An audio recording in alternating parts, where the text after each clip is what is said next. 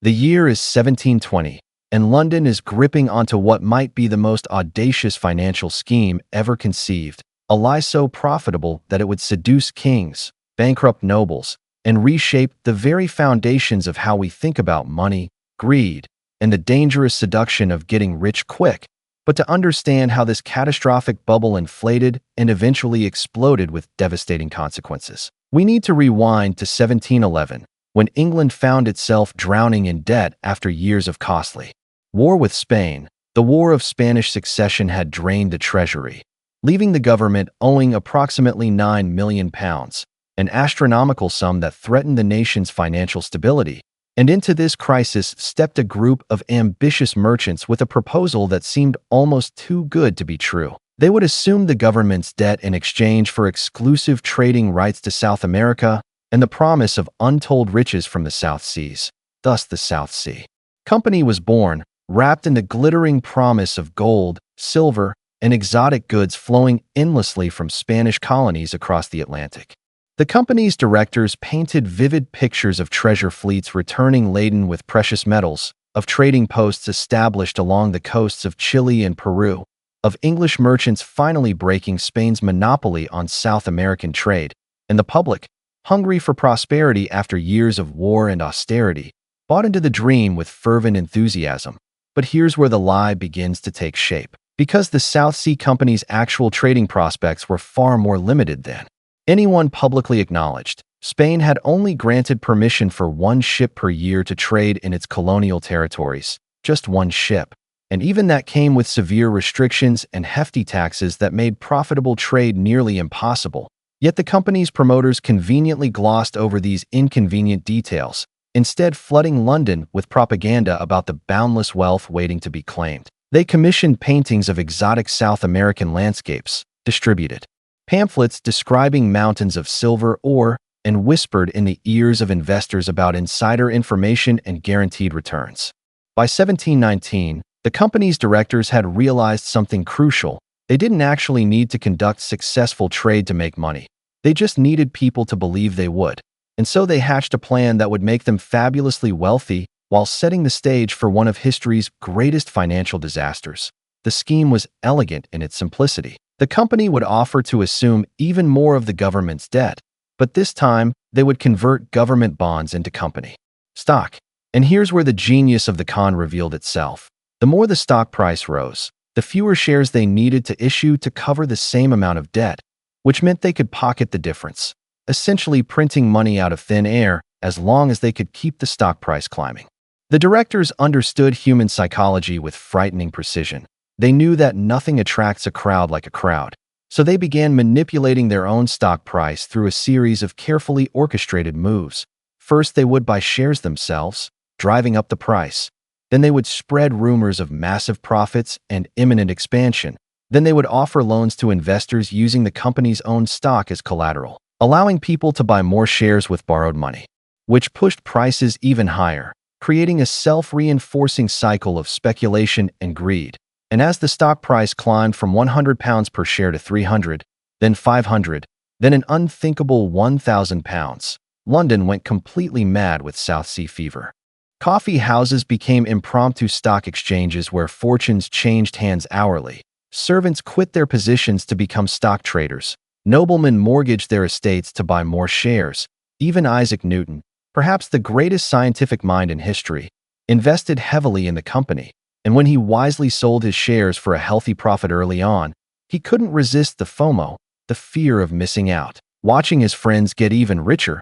So he jumped back in at the peak and eventually lost £20,000, equivalent to millions today, later remarking bitterly that he could calculate the motions of heavenly bodies, but not the madness of people. The South Sea Company's directors weren't content with just manipulating their own stock. They actively encouraged the creation of dozens of copycat companies, called bubble companies, that promised equally fantastic returns from equally absurd ventures. There were companies formed to extract silver from lead, to make boards out of sawdust, to trade in human hair.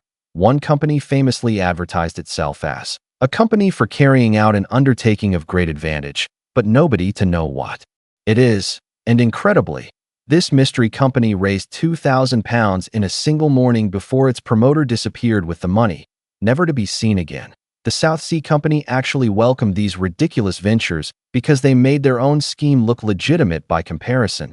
But as more and more bubble companies formed, siphoning investment capital away from South Sea stock, the directors realized they needed to eliminate the competition, so they lobbied Parliament to pass the Bubble Act of 1720, which made it illegal to create joint stock companies without royal charter, effectively crushing the smaller bubbles while protecting their own monopoly. But the Bubble Act had an unintended consequence. By popping dozens of smaller investment schemes simultaneously, it reminded investors that bubbles could indeed burst, and once that seed of doubt was planted, the psychology that had driven prices skyward began to reverse with terrifying speed. The first cracks appeared in June 1720 when some of the company's directors, who knew better than anyone that the emperor had no clothes, began quietly selling their shares. At first, the market absorbed these sales, but as more insiders sold and rumors of their sales spread, regular investors started to panic. By August, the stock price was falling. By September, it was in free fall, plummeting from over £1,000 per share back down to around 200. Fortunes that had existed only on paper evaporated overnight. Estates were lost, families ruined, and the human cost was staggering. Suicides became common enough that newspapers stopped reporting them. Debtors' prisons overflowed with former speculators who couldn't pay their obligations. Aristocratic families that had held wealth for generations found themselves destitute. The political fallout was equally dramatic. The scandal reached into the highest levels of government. The king's mistresses had been given stock at preferential prices. Cabinet ministers had taken bribes from company directors. Even the Chancellor of the Exchequer was implicated in the corruption. Parliament launched investigations. Company directors were arrested. Their estates seized to compensate some of the victims. One director died while fleeing to the continent. Another committed suicide. And the company itself, while it technically survived and continued operating in some form for over a century, never came close to the trading success it had promised. The whole edifice had been built on lies, on the manipulation of human greed and the dangerous belief that this time would be different, that this opportunity was unique, that wealth could be conjured from nothing as long as enough people believed. What makes the South Sea Bubble particularly fascinating and relevant even 3 centuries later is how it established patterns that repeat with remarkable consistency throughout financial history. The basic template is always the same. Some new opportunity emerges. It could be tulip bulbs in 17th century Amsterdam, railway stocks in the 1840s, dot-com companies in the late 1990s, or cryptocurrency in our own era. The opportunity promises revolutionary change and unlimited profits early. Investors make spectacular returns. Their success attracts more investors, creating a bandwagon effect. Prices detach completely from any rational valuation based on actual earnings or assets. Skeptics who point out the insanity are dismissed as old-fashioned or lacking vision. Insiders begin selling to the public while still publicly promoting the investment. Eventually, reality reasserts itself. Prices collapse, and a new generation learns the same painful lessons their ancestors learned before them. The South Sea Bubble also revealed something profound about how societies think about risk and reward. Before 1720, most people understood that building wealth required time, labor, and patience. You farmed land, practiced a trade, or inherited property. But the bubble introduced the seductive idea that you could become wealthy without producing anything of value, simply by buying low and selling high. By being clever about markets rather than diligent about work, this represented a fundamental shift in economic thinking that still shapes our world today, for better and worse. On one hand, liquid capital markets and stock exchanges have enabled incredible innovation and economic growth by connecting investors with entrepreneurs. On the other hand, they've created opportunities for manipulation, fraud, and the periodic destruction of wealth on a massive scale when speculation outpaces reality. Perhaps the most tragic aspect of the South Sea Bubble was how preventable it was. Numerous people recognized the scheme for what it was. Some members of parliament spoke out against it. Experienced merchants warned that the trading prospects didn't justify the valuations, but their voices were drowned out by the chorus of true believers and cynical promoters. And this points to another pattern that repeats across bubbles. The people who profit most are often those who understand the scheme is unsustainable but believe they can get out before it collapses. They're not true believers. They're cynics who think they're smarter than the crowd. And sometimes they are. Sometimes they do get out in time. But many of them, like Newton jumping back in after he'd already profited, get caught up in the euphoria and end up as victims of their own greed. The South Sea Company's directors were masters of what we'd now call hype and marketing. They understood that in the short term, perception matters more than reality. If you can control the narrative, you can control the price. They hired writers to produce glowing reports. They cultivated relationships with journalists and pamphleteers. They organized lavish parties and public spectacles that associated the company with wealth and success. They even manipulated the timing of announcements to maximize positive coverage while minimizing negative news. These tactics should sound familiar because they're still used today, whether by companies trying to boost their stock price, cryptocurrencies building hype on social media, or any number of schemes that rely on convincing others that something worthless is actually priceless.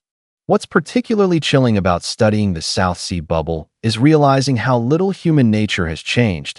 We like to think we're more sophisticated than our ancestors, that we've learned from past mistakes, that modern financial regulations and oversight prevent such disasters. But the fundamental psychology that drove the bubble remains unchanged. We still want to believe in easy wealth. We still follow crowds. We still rationalize away warning signs when we're making money. We still think we're smart enough to get out before everyone else. And so bubbles continue to form and pop with predictable regularity, each generation convinced that their bubble is different, that this time the new paradigm is real, that the old rules don't apply. The aftermath of the South Sea bubble did lead to some reforms. The Bubble Act remained in force for over a century, making it harder to create joint stock companies and arguably slowing financial innovation in Britain. Investigations into the scandal established some precedents for holding company directors accountable for fraud, and the sheer scale of the disaster created a cultural memory that made British investors somewhat more cautious for a generation or two.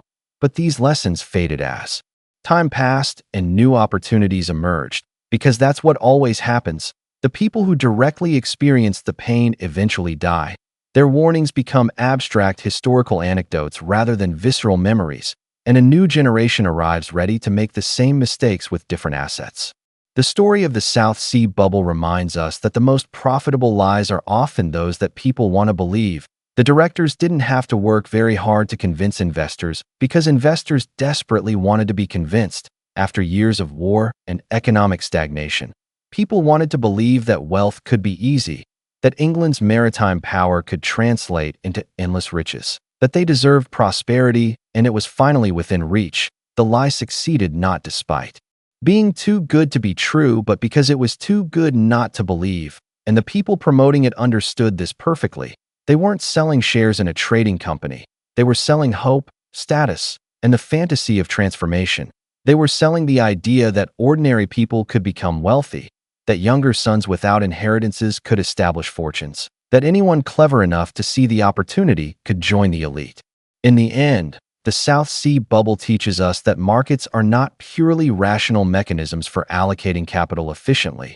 They're also psychological and social phenomena driven by emotion, narrative, and the very human desire for wealth and status. Numbers on a stock exchange represent not just underlying business value, but also collective belief, fear, greed, and hope. When those emotions run wild, prices can reach levels that seem insane in hindsight, but felt perfectly reasonable in the moment. And the most dangerous phrase in investing remains, "This time is different." Because while the specific details change, the underlying patterns repeat with remarkable consistency. The South Sea bubble wasn't the first speculative mania in history, and it certainly wasn't the last. It was simply one of the most spectacular. A perfect example of how the gap between perception and reality can grow so large that when it finally closes, the consequences echo through society for generations, leaving behind lessons that we periodically forget and painfully relearn, proving that perhaps the most profitable lie of all is the one we tell ourselves, that we've finally become too smart to fall for such obvious schemes, right up until the moment we do.